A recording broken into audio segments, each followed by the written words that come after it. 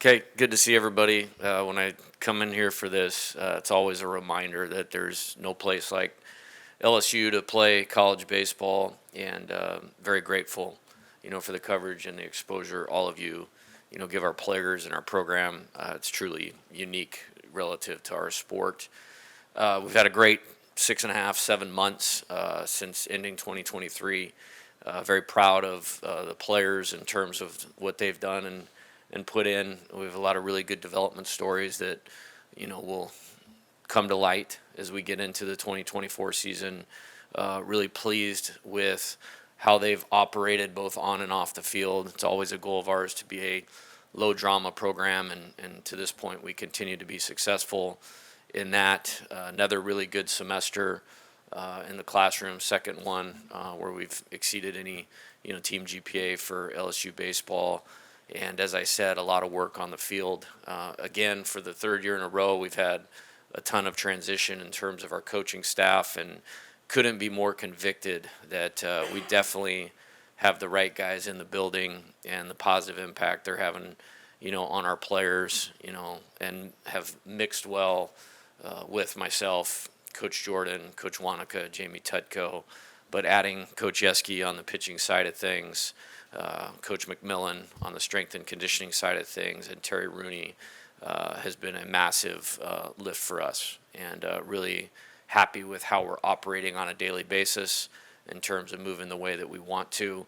Logistically, how this will shake out is we'll have 18 practices over the next 21 days with 3 off days. Those will, largely depend on weather. My hope is to scrimmage 11 or 12 times, over those 18 days, and get ourselves prepared for opening day. No different than usual. We treat the season like a 56-game playoff, and it is in college baseball.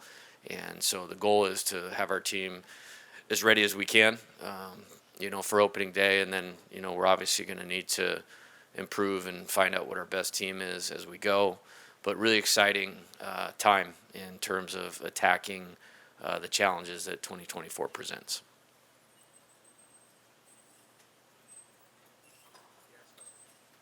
If you have questions, let Mason or Bailey know. Hey, Coach, here in the back. How do you raise the bar in 2024 after last year's season? Well, that's how I operate my entire life is always like what decisions can propel us in the program forward. And in terms of results, it's hard to do much better than that team did. I think attacking different challenges and what I would call our process of winning and constantly improving that. And, college baseball and college athletics is kind of under construction, as we know it. But if I look at how we operate, and this is always how I choose to do it, at the highest possible level, what improvements can we make in doing that? I'll give you an example. Very thankful to our administration. We were able to go get Jeremy McMillan, who I believe is the best strength coach in college baseball, and bring him in. And just in a month's time from the time we were done with them in the fall until they returned in January, players are stronger, they're moving better, more functional in baseball. So that would be an example of trying to raise the bar. I think, bringing in, Terry Rooney, along with Josh Jordan and myself, try to recruit at the highest possible level and continue to add the talent needed to compete at the top of college baseball on an annual basis, which has been not easy to do, in this modern era. And I believe there's several reasons for that. But I think, our MO as a program is always focusing on what's important right now and how we do what we do. We all know what we want to do, but how we get there is where we put all of our focus. Coach, I have 2 questions. What did you see in Gage jump to want him to get him to come here and want him to come here? And then how has he come back from the injury? And then the second one is about Paxton Clay, getting the chance to be able to play every day. And it's his, he's competing for a spot in center field. How much more less pressure does he have this year, maybe than he had last year coming in as a freshman? Yeah, in reference to Gage, I recruited him extremely hard at Arizona. It's one of those guys that when you're out there, like, we have to have this guy. And very rarely do you get this talent meets character, meets competitive, meets, maybe he's a tick undersized, so we might be able to squeeze him through the Major League Baseball draft out of high school.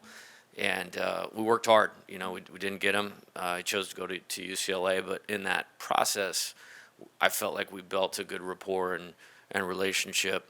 And with that, when he decided to go in the transfer portal, it wasn't that hard to reconnect. And then you're looking at some of the stories of last year's team and what that team accomplished and what guys that maybe were in a similar situation a year ago, how coming to LSU elevated them and where they wanted to go. It was a attractive, deal, but was the number one priority, in terms of what we were going to do in the transfer portal. And maybe we're a little lucky that he was a little bit more under the radar because he missed last season. But once I saw that, it was let's try to get this done. Now, returning from the injury, he missed the 2022 season. We've been very deliberate about that. I think he threw a total of 6 innings in the fall, and we built him up to he threw 1 inning, and then 2 innings in the 2 outside scrimmages against McNeese and Louisiana Lafayette. He'll throw 2 innings, today or this weekend, and we'll build him, accordingly, to be effective as he can be at the beginning and improve as the season goes along. But he's responded really well. In regards to Paxton, massive, get for us to, once he opened up as a recruitment, to get him back to LSU. And, it's easy to forget that, he was hitting leadoff opening day last year on that team.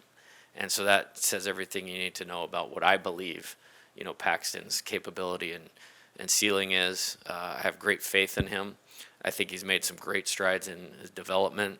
He's one of those guys, as I said, I'm excited for everyone to see the fruits of the labor of the work that they've put in, in his case, both physically and mentally, and experience. Let's not forget he grew up in Pennsylvania, which, because of weather, you have to overcome that in terms of your baseball development.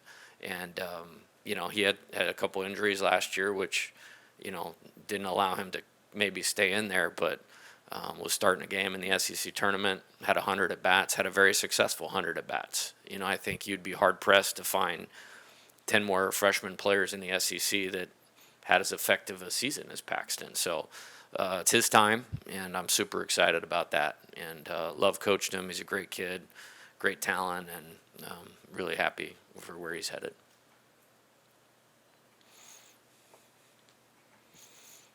Hey, Coach. I have 2 questions. One, how has the team adjusted to now being the hunters of the hunters from last year? And then Jake Brown was one of the top left-handed pitchers in the country out of the class of 2023. How has he looked in the outfield, and what does he need to keep improving on? Yeah, to your first question, I don't think there's any transition in terms of how we're viewed. I've never seen a team with more expectations on it than last year's team. And to be clear, it's 2 different teams. So in terms of the returning players, they know exactly what's coming because it was coming in the same wave last year. I think, our whole thought process behind that is we're not defending anything. When you're being hunted, you're kind of on defense. We're not doing that. We're attacking 2024 and this opportunity. And we've put a lot of time in explaining to the team exactly what that looks like from a mindset standpoint. And so feel really good about that. In terms of Jake Brown, obviously one of the best high school players in the country. Much like, Paxton, we had to work hard to get him through the MLB draft, and we did. And love the fact that, he's from Louisiana and how much he loves LSU, and playing here meant something. It's always a good sign when your recruit goes and watches your team in the College World Series. And if you're sitting in that crowd, especially as an LSU person, and seeing that in the opening game against Tennessee, like, you're not going and playing minor league baseball in front of 12 dudes in Goodyear, Arizona. You're not.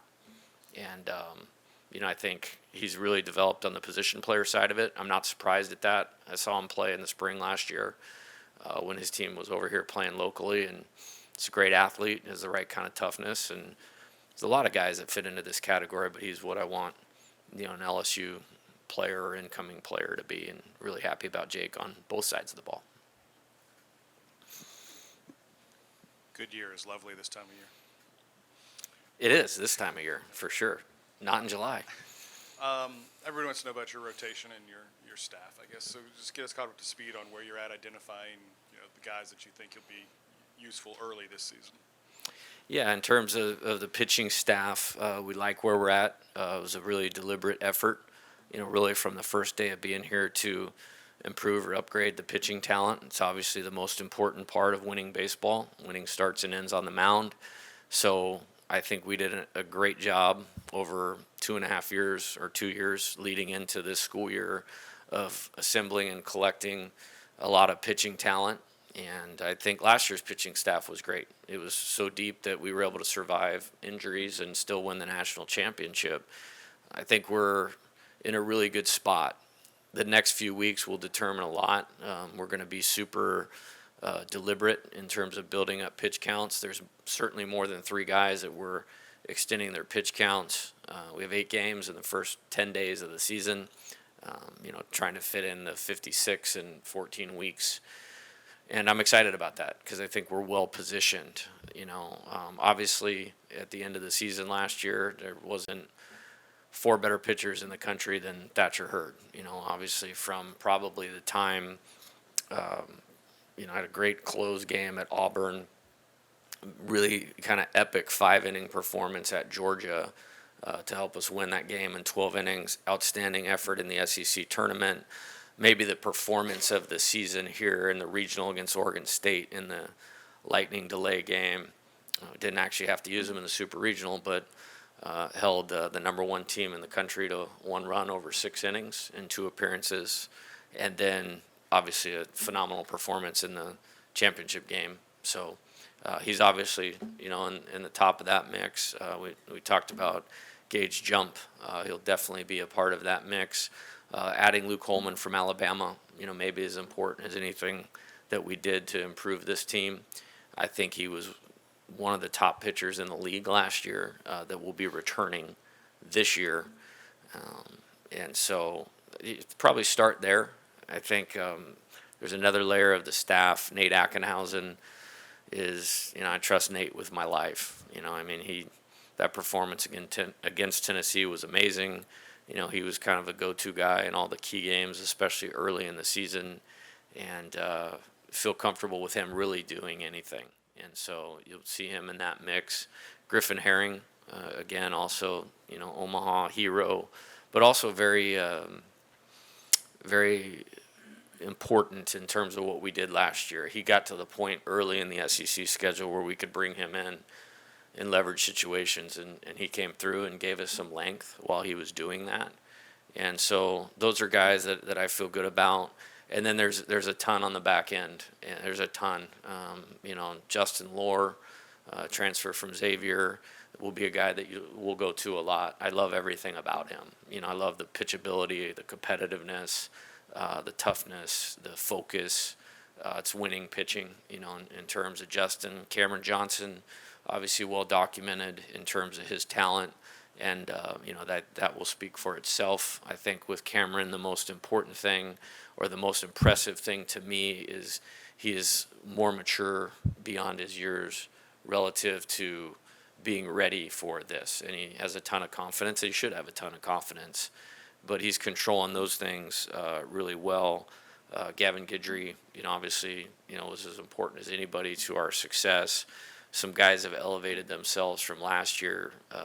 DJ Primo, Aiden Moffitt. Both those guys essentially didn't pitch last year.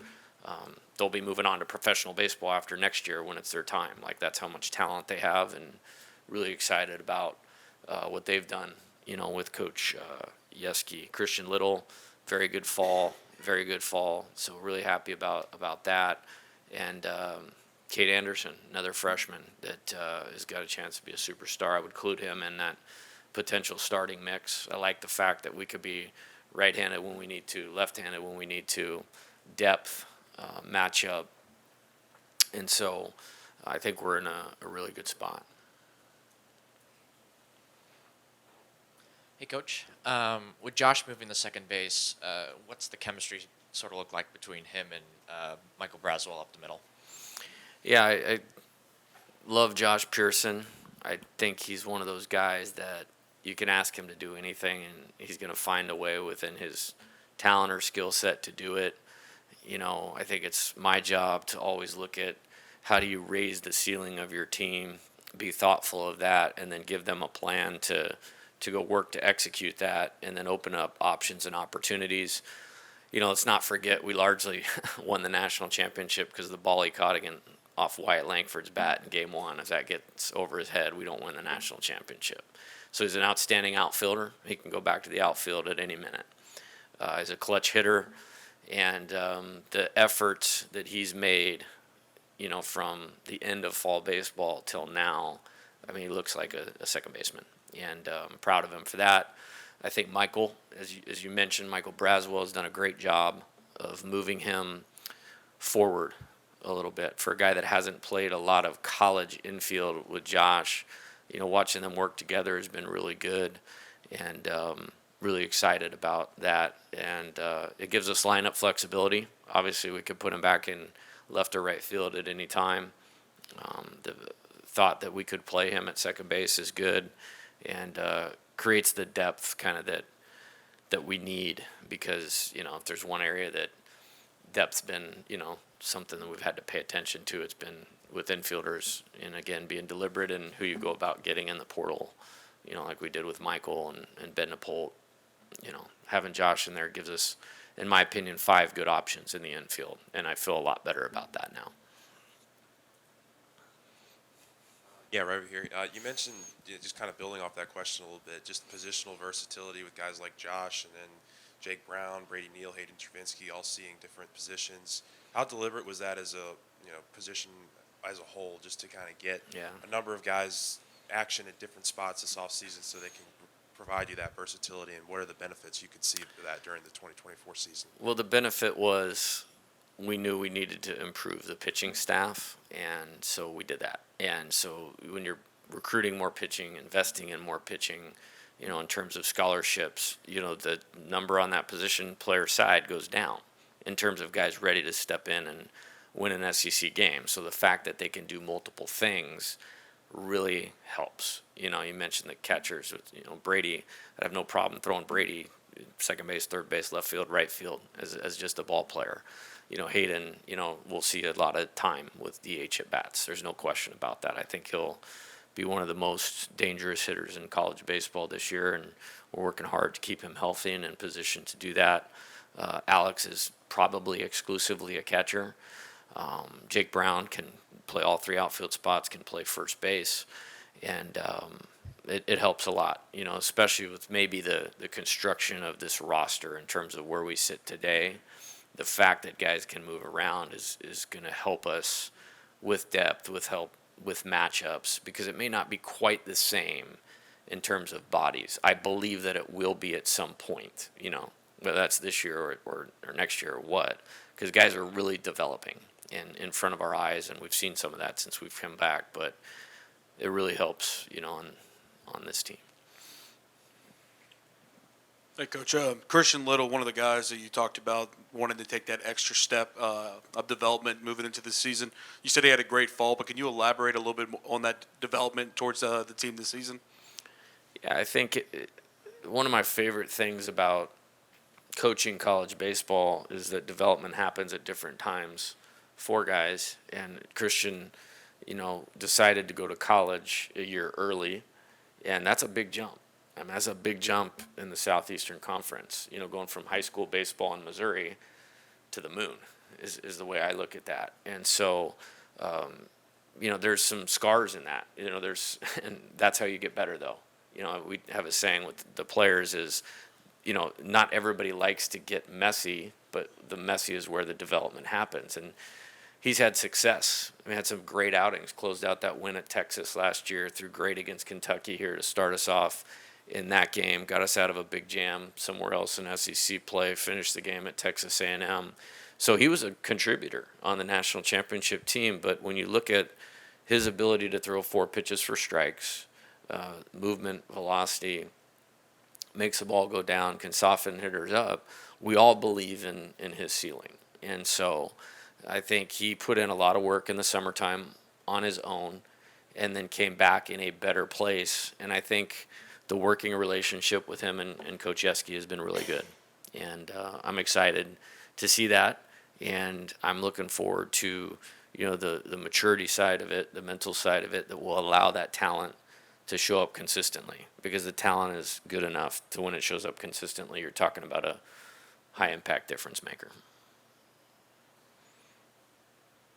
Here, you mentioned the conviction of knowing that you have the right guys in the building on a staff wise. Are there specific examples that you could maybe elaborate on that you saw this fall, where it's maybe some feedback from the players or the coaches saying, hey, this is the right guys? Yeah, for sure. Happy to. And looking at, the guys that were here last year, Jamie Tutko as an example. There's one person that stands next to me in the dugout, and I trust Jamie with my life. And the amount of work that he and I and the rest of our staff put in from a scouting standpoint to make sound in-game decisions super important. And, he came to me in September and was like, he felt like he's had a few aha moments in terms of what we need to do with certain players, and doing some additional research. So, we just won 54 games in a national championship, and you got an important staff member going like, I'm trying to get better. So that's an example of that. With Coach Wanaka, super important, to me, the only coach that's been on my staff the whole time, the effort he puts into positioning the defense, individual work with players, us being in lockstep with developing our position players. That's just continuing to grow. And really, I mentioned the work that some of these guys have put in. They look different now than they did in November. Physically standing in the box, maturity-wise, all those types of things. Josh Jordan, we had another good, recruiting cycle for pushing it forward. And, you can't work any harder than Josh. And then Terry has added that same element. This is all I do. This is all I do. And those guys are here before me, and they leave after me, which is nearly impossible.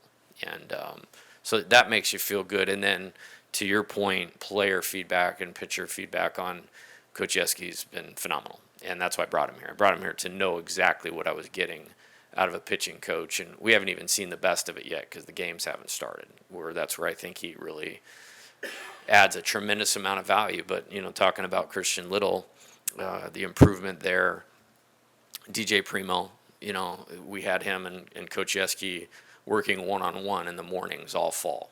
And that worked really, really well. And you're taking a guy that redshirted, couldn't even put him on a mound, and you'll be in the game at important times. And so, in its totality, Coach McMillan, on the strength side of it, Isaac Trujillo in the training room, and feel real good about it.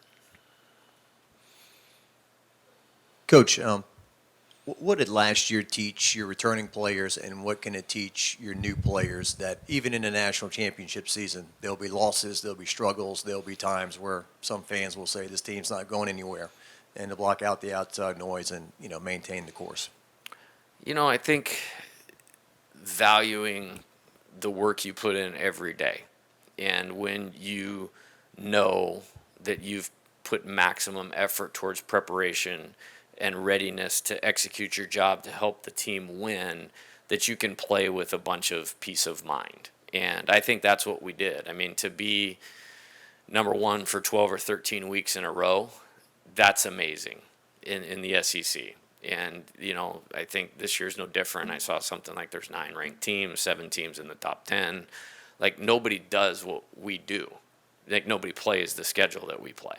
And so, understanding that if they put the hay in the barn, they stay connected to the path that we need to do to win, that you will get results. They also, I think, learned, even though, in my opinion, it was really minimal, but, failure is not fatal unless you allow it to be from a mindset standpoint. And, I think we exhibited that really well. Home series loss here late, even though we won 7 SEC series in a row, lost 2 in the SEC tournament. which is basically because of me. I mean, the decisions that I made to pull pitchers out of the game and not play certain players. But they responded from that, played our best baseball of the year in the postseason last year. The Yankees were not beating us in the regional or super regional last year. And then in Omaha, I mean, you lose game 2, which we played good. We lost to one of the best pitchers in the country in a great game that they got a 2-out hit in the 8th inning, and we didn't. And so, you know, bouncing back from that to win 3 in a row, and then, you know, the 24-4 game. So I just think they're well positioned to understand what this is really about. And so if they keep their eye on the ball, no pun intended, that, you know, you can get through things. And we're going to have to do that, because the only thing I can ever guarantee them in a college baseball season is adversity. And so we're going to need to utilize that experience for our benefit for 2024. Yeah, Jay, what were your conversations with Trinsky like to get him to come back, and what's his greatest value to this team? Why you wanted him back? Yeah, and I did work hard on that. You know, there was guys on last year's team where it was their time to go. Even if it was a little bit in the middle, it was definitely their time to go for their best interests. And I always try to find a situation where the player wins and the program wins. And with Hayden, you know, at least since I've been here, he hasn't had a stretch where he's been healthy. And so I still believed there was more on the table for him at LSU. And he believed the same. And it is really cool to see that type of maturity, because he definitely could have been drafted and signed. I mean, that was all him to decide that he wanted to do this. And so in terms of value, I already said I think he will be one of the most dangerous hitters in college baseball this year. I mean, I think he's gotten better. I thought he got better last year. And throughout this fall, the maturity in the at-bats is what you'd expect of a guy with that talent, with this experience to have. Now it's our job to keep him healthy, keep him on track, and really pleased with Hayden, Alex, Tommy, Thatcher, Josh Pearson, Will Helmers. Those guys saw the value of great player leadership last year, and maybe one of those lessons that Jock was referring to, and they're paying that forward in a big way, and he's right at the center of that. Hey, Coach. Brady Neal obviously contributed in a really, really big way last season, for the better part of the season, before his injury. After that injury, how did he kind of shift in ways that he can still contribute, but obviously in a much different way? What did those roles look like? What was his attitude towards those roles? Yeah, Brady, again, like Christian, he skipped his senior year of high school. And probably lucky for us, because he probably wouldn't be here had he not done that. And he was a huge part of our team. We were never not the number one team in college baseball with him as the everyday catcher. And that was a blow at the time, and luckily we were well positioned with Alex and Hayden to overcome that.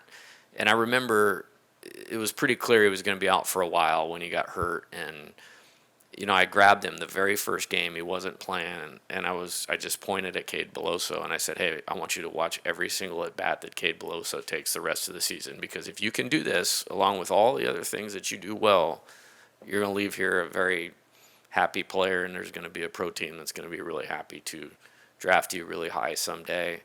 And, you know, it was a tricky injury, so it wasn't like, hey, just rehab and get better. Like, it needed the time that we gave it, and he's in a good spot now. And I think he grew a ton, and that's part of why guys need to come here. And it's just, we want it to be all sunshine and rainbows, you know, Dylan Cruz from the first AB of his life till, you know, singling to center field in his last, and it just doesn't happen like that. And so I'm proud of him. I'm proud of his growth and development, and just the conversations he and I have now on a daily basis are much more advanced than they were a year ago. And, you know, he's going to be a huge part of this team, you know, this year and next year. Trey was so good for you at first last year. How are you positioned to field that position now? Yeah, Jared is going to probably be the first baseman as of today. You know, much like Paxton, that's a guy I want to get behind and go. And as long as the mindset is right, then I feel good about that. He's a huge target. I thought he was so good, or maybe a little more advanced than we thought, that it allowed us to past the time where Trey was hurt and couldn't catch the ball at first base from a throw across the infield, that we could leave him in the outfield. And Jared, over 300 and hit 14 homers in the SEC as a freshman. That's great production. And he's super competitive. He's obviously super talented. We've survived 2 years of Coach Kelly not trying to drag him over there and play D-line. So that's a good thing. I texted, somebody around him and just like, hey, make sure he's continuing to get his work in over break defensively, because defense at first base, as we saw, is one of the most undervalued things in baseball. But I like where he's at right now. That's just kind of my follow-up. It's different athletically, right? But it doesn't mean it can't be successful. Yeah, for sure. And again, the player you're talking about, pretty special. Sometimes he would just fall on the ball and I'd have no idea how he caught it. Special hand-eye coordination, confidence, all those types of things. But we had a little joke, Jared and I, going through this year. It's and it's already broken. Hey, I never want to hear how good a first baseman Trey Morgan is again, because they already forgot, because you're just doing your job. You don't have to be spectacular Gold Glove like that, but that you're just doing your job. And I think he's even doing a little more than that right now. So I'm excited about that.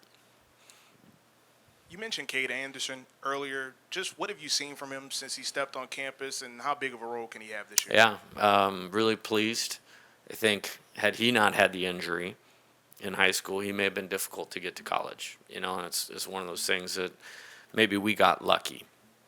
I think the poise, far beyond the years, the athleticism, the confidence, so those mental game pieces where players have to develop the most, probably checks a lot of those boxes. And then you talk about explosive life on the fastball, the breaking ball going down, soften up with changeup.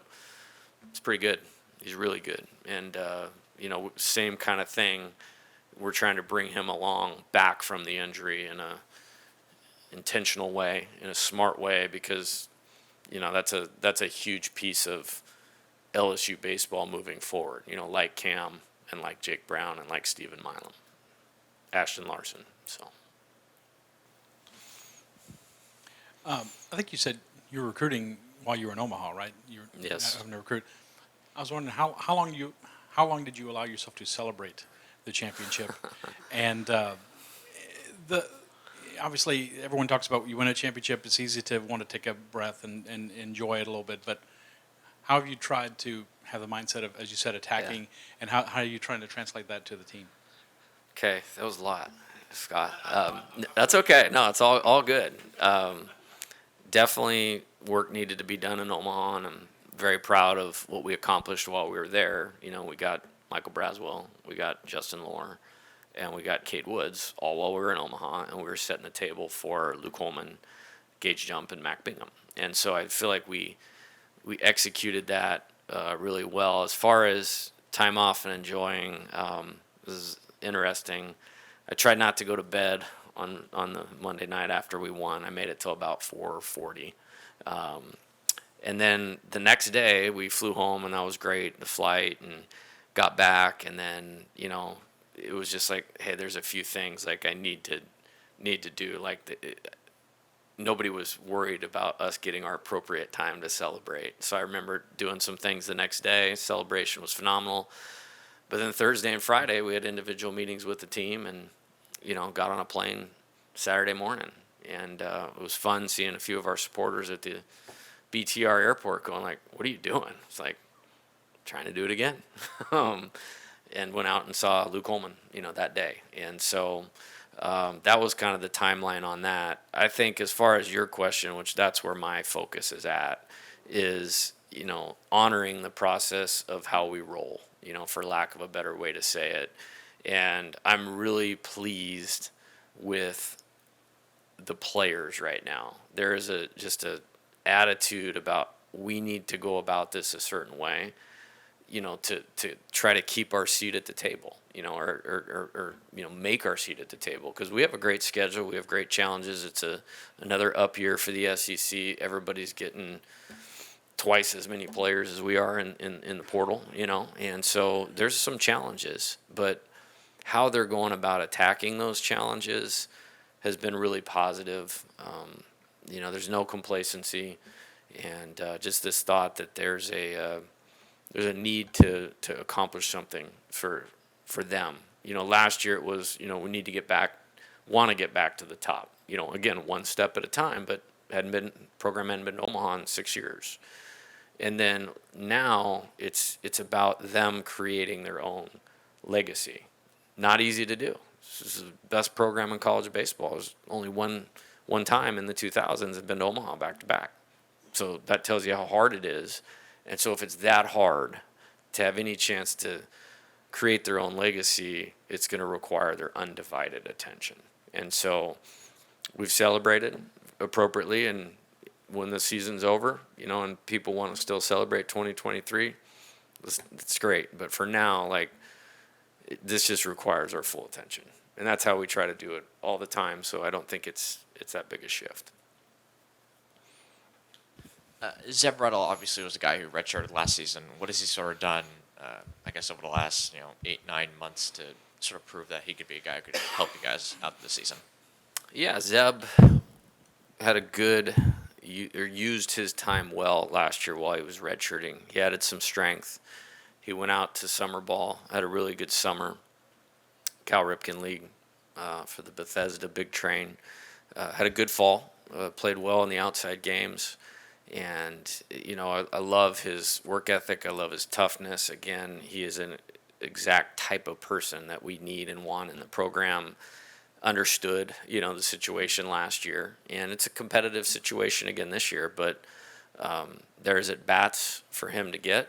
And he's one of those guys that early returns in terms of how he looks today is better than how he looked in the fall. And I wouldn't expect anything less because of the work ethic and the character of the person. And we're trying to give him a really specific template, as we do all the players, of where we need them to get to make the best impact on the team. I think he's definitely doing that. Hey, Coach, back in the back again. Back to Tuco. You mentioned him earlier. Tuco, excuse me. I'm assuming you know about the situation with the gentleman helping his mom in the airport, and he was offering LSU tickets. Yeah. What does that say about his character? Yeah, he's a 10. Yeah, that's one of the most important people in my life. There's probably 5 of them. Jamie's on that list, but that's classic him, and everybody's like, whoa, what a cool story, and this and that. I see it every day. So it is a cool story, but I'm not surprised just because that's how he is. Hey, Coach, in the back here. What are some of the unique things that Tommy brings to this team, and what are you hoping that he could add to his game this season? Yeah. What is wrong with you people? It took us however many minutes to get to the best hitter in college baseball. Good job. He's special, dude. Just the competitive nature is second to none. When he steps in the batter's box, it's something else. And obviously we saw that to the tune of whatever it was, 105 RBIs. And it wasn't just 105 RBIs. It was always when we needed it. You know what I mean? And just the drive to be as good as he possibly can be, the intent behind that, and it served him well. Surgery right after Omaha on his shoulder, missed the entire fall, but kept his body in a great spot, took an exceptional step in leadership, during that time, and super proud of Tommy for that. And then, has rehabbed in a way where he's ready to go. And you wouldn't know that he didn't take an at-bat for 6 months, the way he looks right now. And so I'm proud of him for that. So just complete is, again, the word that I would use. And super excited about him being here this year again. Coach, the role that you see for Gavin, do you see anytime middle infield kind of thing, or is it Gavin Gidry, the pitcher? And what have you seen in terms of the development of Gavin this year and through the fall on the mound? Yeah, he's going to mainly focus on pitching. With that being said, he's such a good athlete that when you trickle down the roster for SEC play, I have no problem putting him in to play defense, run, step up to the bat, execute something. But we're going to put the focus on pitching because I don't want to say we didn't throw him into pitching. We built him up to pitch last year, but he didn't pitch in the fall last year. And the load that he took on throughout the season, we did not have him pitch in the fall. We went back to the position player thing, and so kind of slowly built him up again. But I'm really excited for him to be able to dive in on this and this alone and see where we can get his ceiling. And as a competitor, he's going in the game. I mean, that's just how I feel. Like when he's on the mound, I feel like you're going to win. And there's a lot of guys on this staff that I feel that way about. So I think there's some untapped potential by focusing on that, but we're not abandoning the potential to contribute on the two-way thing. We're just going to put more focus on the pitching for his benefit. What were your first thoughts when you heard Michael Broswell was going to be leaving South Carolina? And how important is it that he came to LSU? Yeah. So my first thoughts was he went in the transfer portal, and I yelled at Josh, like, get me his number, like, yesterday.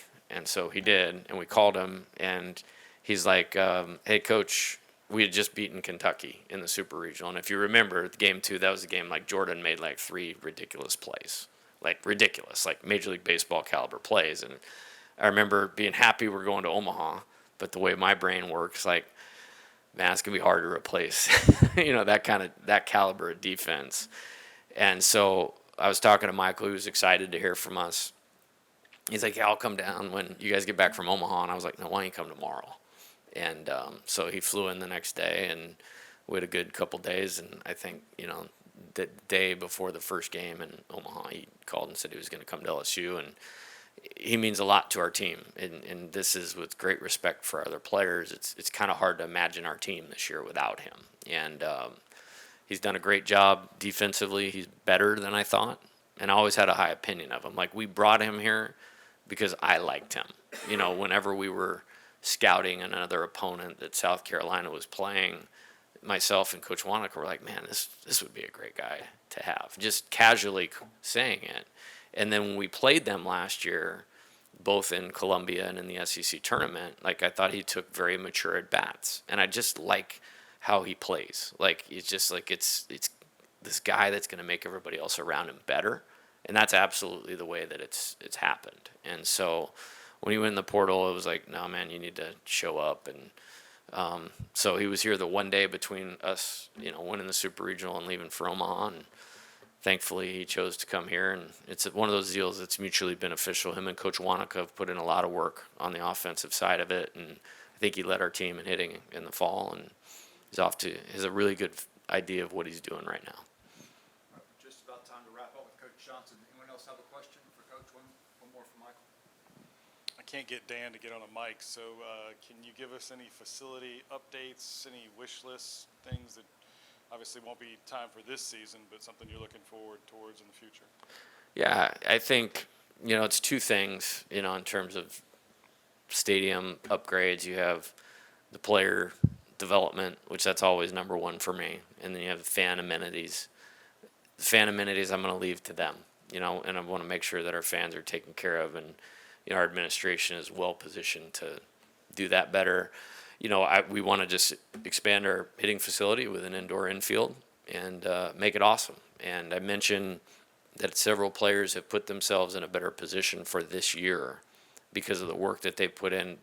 We've built a culture of where they show up and they work on their own, and I want them to have an awesome place to do that and to, push ourselves forward. That's the next thing that we need to do. And so there's a lot of planning, going on with that, and we want to make that happen, sooner rather than later, obviously.